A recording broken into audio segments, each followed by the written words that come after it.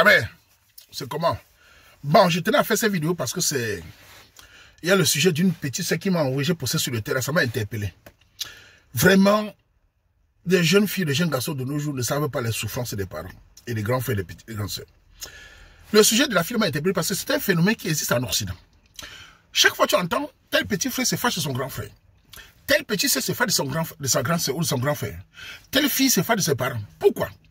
Oh, on m'a fait venir ici, je suis devenu babysitter. Oh, mes parents me laissent avec les enfants. Oh, je ne suis pas libre. Et c'est vraiment grave, les jeunes filles, les jeunes garçons.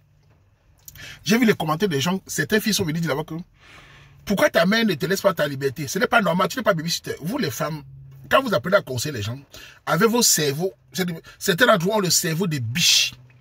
Quand vous conseillez un enfant, regardez toujours la souffrance des gens.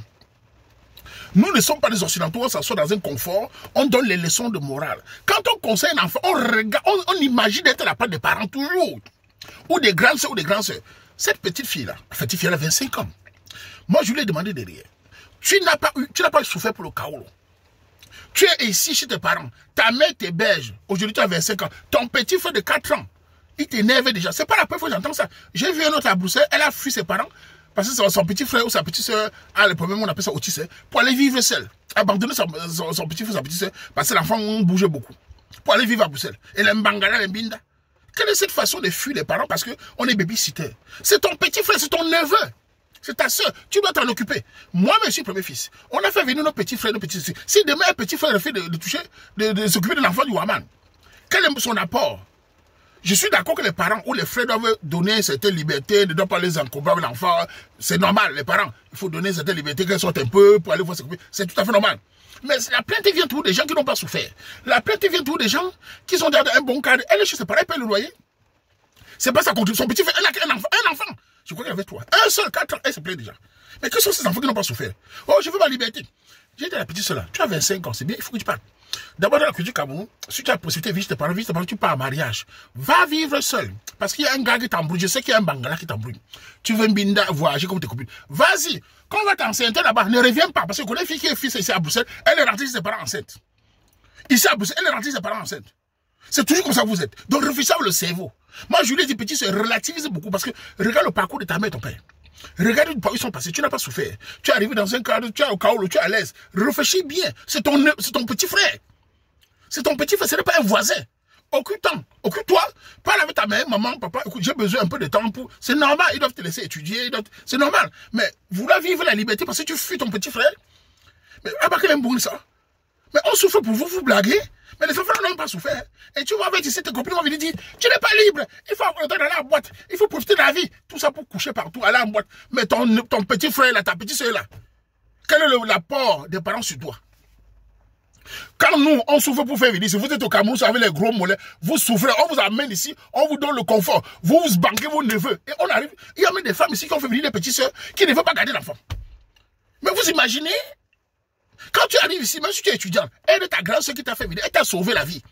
Participe, ça, la famille est soudée. Si tu n'aides pas tes neveux, tes nièces, ton apport, c'est quoi? Je suis d'accord, ta grande soeur doit te donner certaines libertés, c'est normal. Les grands soeurs doivent te permettre de vivre. Mais tu ne peux pas abandonner l'enfant parce que je ne suis pas babysitter. Il y a même des mamans qui font ça. Ou on fait venir des mamans ici, je ne garde pas l'enfant. Mais quel est votre apport dans la famille? C'est pour, quand vous faites venir parfois ici, c'est pour vous participer à aider les mamans, les papas qui partent travailler, gagner de l'argent. C'est votre rapport là-bas. Sinon, on va payer un babysitter, et puis vous êtes là, vous vous promenez. Vous imaginez la souffrance? Aujourd'hui, on te conseille la fille de 25 ans, elle est jolie, hein, oui. Les gars, voilà, viens, on n'est pas libre, on n'est pas au cinéma. Elle abandonne son pas. Elle porte le bébé, boum, demain tu attends, papa, je vais rentrer à la maison avec l'enfant. Ça arrive comme ça là.